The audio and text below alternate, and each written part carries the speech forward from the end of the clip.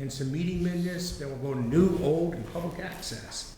So, moving into the reserve fund transfer, everyone should have gotten an electronic copy of it. It's for $33,900 going to the fire department's purchase of services for, it looks like, a bunch of apparatus repairs. Yeah, so unfortunately, each year when I do the budget, I do budget for known preventive maintenance items. Oil changes, tires, those kind of things. But it's almost impossible to budget for the repairs, the unexpected stuff.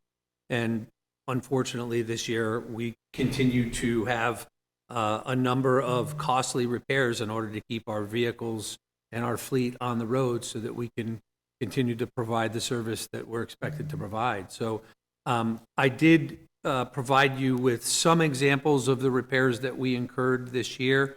I'm hoping between now and June 30th, we won't have many more, if any at all, but I wanted to give you some idea of what we were looking at for costs and why we were here to request the transfer.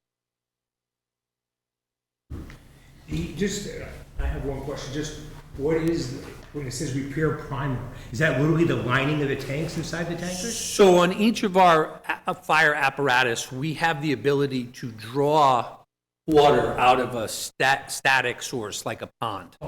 And in order to do that, we have to prime the pump so that it will draw the draft and suck the water in. So the primer is an actual motor. It's an air actuated or a valve actuated motor that's used to pull the water into the fire truck to create The whole the suction.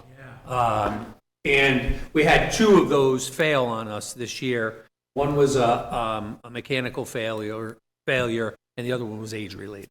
So. Any question? Chief, I appreciate a lot what you said and understand that it's, I think your words were almost impossible to budget for, which is to say almost impossible to predict. That would be going forward.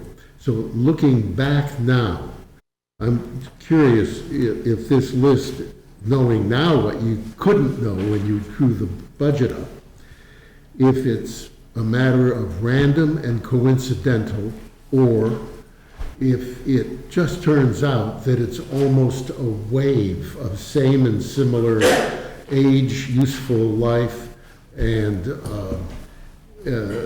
they, almost like a graduating class, they all show up, or something else, retrospectively now. I think it's a combination of both. Here's an example. So we had to replace the radiator on engine number 1, which is one of our frontline pumpers. That's a 2010 model vehicle. It wasn't even on the radar that we were going to have a problem with the radiator. It started leaking, and of course, the repair became a costly repair. On the other side of that discussion, we had a major failure of the water pumping system on our small brush truck. Nothing we could have predicted again, nothing that was done by human error. It was a mechanical failure that just put the truck out of service and something that we had to fix. Again, nowhere near a radar item that I would have even thought about. So I think it can be a combination of, it's a wave of things having to do with age of vehicles, use of vehicles, and then I think there's just a roll of the dice kind of, there's no way to predict. Thank you. You know, For the Brush 2, what model year is that? 2015. Would that be anything to do with lack of maintenance? No, again, I think, you know, I think our maintenance program is as top-notch as it can get. We use firefighters, DPW, and outside resources. So I'm pretty comfortable with the fact that I have all the bases covered as far as our preventive maintenance program.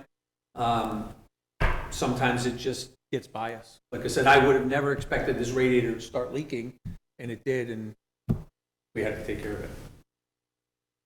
As far as the process is concerned, so the radiator, say, like from the truck 2010. So suppose you have another truck that's 2012. You like say, well, this one leaked at from 2010. What's the life expectancy of these things? You should be able to, on major ones, have a process. You're not going to be perfect, and maybe last 20 years, or maybe like to 12 years, what it's supposed to last. Who knows? 2 years, 3 years. But it'd be nice to say it's not random, because if I was that had a truck that was 2012 and this one was leaking now, I would just assume potentially if I was budgeting that I may have to replace the radiator. Right, so we have an outside vendor come in and do a complete preventive maintenance run on all of our apparatus. It's usually done in the fall, sometimes in the spring. This truck, the radiator on this truck was never an issue. Didn't come across. Yeah, exactly. So I think to say we're going to preemptively spend $12,000 to change a radiator. Budget for it. You don't come back and say you need 33,000. You come back and say, I yeah, guess you that's know. a safe thing to do with the understanding that there's a potential that money's not going to get spent. So I think my comment would kind of take off the Ken's, but with a different twist. Instead of budgeting for, maybe the radiator's going to go this year, throw $12,000 in there. You said your budget was for no maintenance that you were going to do. So you sit and bring your vendor in, you look at all your apparatus and say, here's all the known stuff we have to do during this year, and it costs us X dollars. Rather than try to predict or put money in for a radiator that may or may not need, I think you need a little cushion in there. In my world, it's contingency in a project there. Whether it's budget plus $10,000, budget plus X percent, but something for those unknown unknowns that hopefully you don't encounter, but if you do, they're in the budget. And it seems like you're here for an engine failure last year, and now you have these. So you would expect that there's going to be some unknown thing event during the year, and we should have some reasonable number for whatever it is. And if you don't need it, it becomes a free cash discussion that comes back. But rather than rely on reserve fund transfer I was going to say, to address that's what the that. reserve fund transfer is for, though, unexpected and unforeseen events. And if we were to deplete the reserve fund, we would go to special town meeting to replenish it with some amount. You could use the reserve fund as that contingency piece. No, I hear what you're saying, but I mean, that's sort of what it was designed to do. Because you know, if you're going to say, oh, I want to add, I think the vehicle maintenance, I think Ken pointed was like $47,000 part of your budget, something Yeah. like that. 19,000. Oh, how much I budget Yeah, is 19,000. 19. So I guess 10% of 19,000 isn't bad if that's your contingency. But if it was a bigger number, you get people questioning, well, why are you putting in something I'm paying taxes on that might never happen? Well, but if history's showing us that we're getting a bunch of these year after year, then Yeah, that's while I different. don't know exactly what it's going to be, I know something's going to come up other than the stuff that we planned, and to have that in there versus relying on reserve fund transfer. I see a point that reserve fund is really that contingency piece for all these unplanned things. I guess there's two ways to do it. Yeah, no, Can you look at, let's say, the past, 5 years, and see whether you or we or whatever, how much have we had to do a reserve fund transfer? For each 12-month period or whatever, and at least get maybe an average of what to expect. in particular for him, because the reserve fund is basically can be used for anything. We just control it. No, but the reserve fund is specifically for the fire department, No. or it's the reserve fund? It's for everybody? contingency for any department in the town. Okay, but I'm still saying. And I think the number would be misleading because if you add up the examples I gave you, they're much more than what I'm asking for. I end up trying to absorb some of that extra cost through other parts of my budget, so that when I do come to you, I'm exhausting things that I may not have spent completely, or so the number is maybe misleading. Okay, but I was just thinking, like, if you average the past 5 years, it's like, oh, it seems pretty much like 15 to 20,000 a year. It doesn't have to be exact, but I can expect to go to request for a transfer from the reserve fund. At least just for informational purposes, Certainly a conversation to have with the finance director and the town administrator. Two observations about the 5-year average. You're going to have to footnote it because there are going to be fires that are out of control for 24 hours. So pretty soon, that average has got so many, it's a Christmas tree full of not lights, but footnotes. What happened to the average? Everything is exception is one. The other is that the fire department is not the only department in the town that has vehicles and equipment. DPW, police.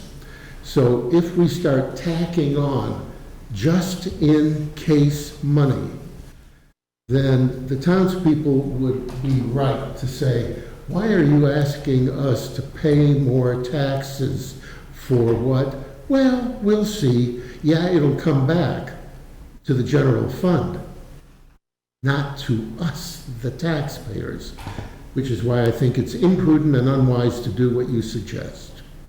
Well, I think what happens, I'm saying you gotta get better and smarter, whether it's software or not, whether it's the radiator. And if you look at the budget, just for the vehicle expense and the ambulance, this year we're going from, 2025, we're going from 31 to 47,000, it's 52%. So you're doing it. I mean, from 31, 40, plus 47, plus add the 33. So add those numbers up. What do you get, $80,000? 2 years ago, it was at 25. So that's the total that I saw was for 2025 was 47.9. Next year is 65.9. That's a 38% increase. That's not the 33 plus the 33,000 we're talking about. Huge. So what are you seeing now? All of a sudden things are just gonna fall apart. I mean, that's a huge jump. Well, so for one, we have on order a new rescue truck that's going to replace a 1997 vehicle. That's costing us money in repairs, right? Oh, that's good. So that's one of the things we're trying to do to mitigate this gap or Yeah, that makes sense. shortfall, Yeah. right? But each year, the apparatus gets a year older. Yeah. And the potential for costs due to repairs increases. So it's a balancing game. On the one hand, maybe we budget for contingencies, as Mike said. On the other hand, over budgeting is not a proper way to manage finances, in my personal opinion. So it's kind of a double-edged sword. You're going to 38%. That's a lot. In one year, you're going from 47 to 65,000. Some of that is specific. Those numbers are specific things. There's tires in there this year that had to have been budgeted for. Maintenance, yeah, of course. Yeah. So there was the cost increase this year was due to a certain number of things that were actually enumerated in there. Which is the point. If you go from a used vehicle that's getting old and now you're starting to throw good money after bad money, if they say, and versus replace, when you invest in or replace, do you have models to know which vehicles they say, okay, starting next year, this one hits the point where we know, based on history, that we're going to start throwing money in and we're not going to get it back. Let's, at that point, cut our losses and buy a new one. Do we have any analysis like that?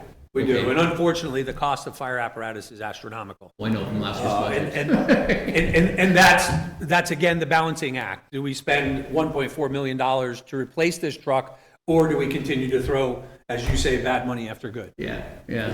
So- You use one for $500,000 or $600,000 and still end up with the reason, find out the reason why they're selling it. So- You ended up with that truck anyway. So Kevin, I'll make a motion that we approve the transfer of $33,900 I from, have one more question. Is this 33,000 in the event that something's going to happen, or is this actual money that you need to spend? This is money we're short. Yeah, this is we covering the budget. Oh, okay. Because it sounded like you can't predict other shortfalls for the next 2 weeks. This doesn't guarantee that. Okay, so this is, okay, I thought this might be like, in the event in the next 2 weeks. No, you this need- is covering what he's already spent. Yes. And, if he has an ambulance accident, then he'll be back in the next 2 weeks. Well, that's unpredictable, I agree with that one. Yeah. so I'll make a motion that we approve the transfer of $33,900 from the reserve fund to account 12202-52,000 Fire Department purchases services to cover the cost of unexpected repairs to the ambulance and fire apparatus. Second. Larry seconds. Any further questions or comments? Seeing none, all those in favor? All right, it's 8-0. Thank you. Great, thank you for coming and answering our questions. Have a good night. And Chief, thank you for your very subtle observation that you'll take it up with the finance director. Sure. We got pretty deep into your operations, Oh, where we don't belong. that's okay. All right, Chief. Have a good night. Thank you. There's money, we should understand it. All right, let's see, that's done. All right, so the next thing, oh yeah, Barbara, you're not coming in over the room, you're coming on the computer. Oh, can you guys hear me? Yes. I just wanted to say that we purposely do not budget for, things that may happen with the individual budgets, and that is what your reserve fund is for. And I would say, you know, if you look historically at the amount of money in the reserve fund, we are turning back, you know, we're not spending all the money, so I think our budgeting is pretty good. And on the reserve fund transfer form that you just signed off on, the current balance before this transfer was $132,000.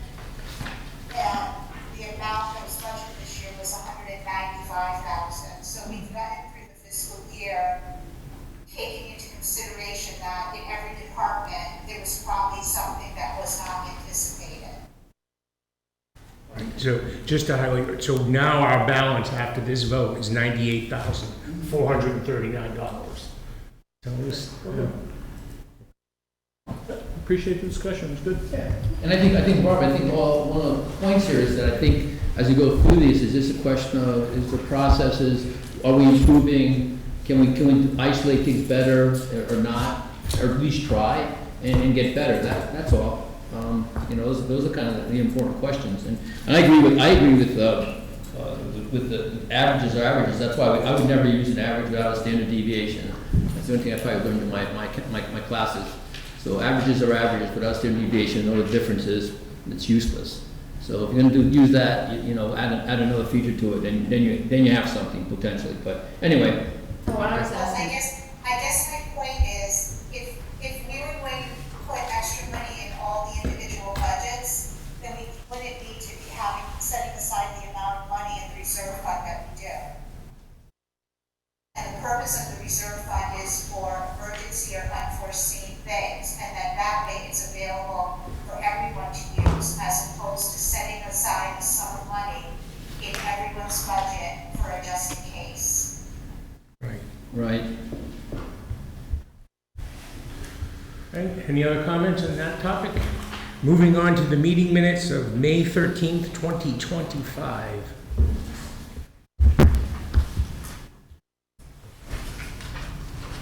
Any comments, anything? So then I will entertain a motion to approve the minutes as written. So moved. Second. You get that, Elisa? MC. P and JW. All right, any other comments? All those in favor? Was I here? I don't think I was, right? I think I have to abstain. Yeah, you weren't here, you would have to abstain. Yeah, you were here, so it's everybody, so it's 7-0-1. All right, and the only other thing that was on the agenda, seeing that there's no one here for public, is the, reorg, so the reorg is gonna kind of just keep slipping, right? The fiscal year technically ends June 30th, but we have 2 weeks after they handle any business to close out the books for that year. So it's probably gonna go sometime into July, that will be before we have the reorg meeting, so that's right. As far as you know, Barbara, I mean, we haven't had any discussion. There's nothing that you know of coming that we may need to meet again prior to mid-July. I'm hoping not. Okay. I've gone through all the budgets, and unless something catastrophic happens, I would say you shouldn't have to meet again. That's my hope. Okay, anybody else with new business or old business? All right, Ms. Neal, your motion. Motion to adjourn. Do I have a second? All those in favor? That was Mike. So we adjourned 7:21. Thank you. Thank you. Thank you.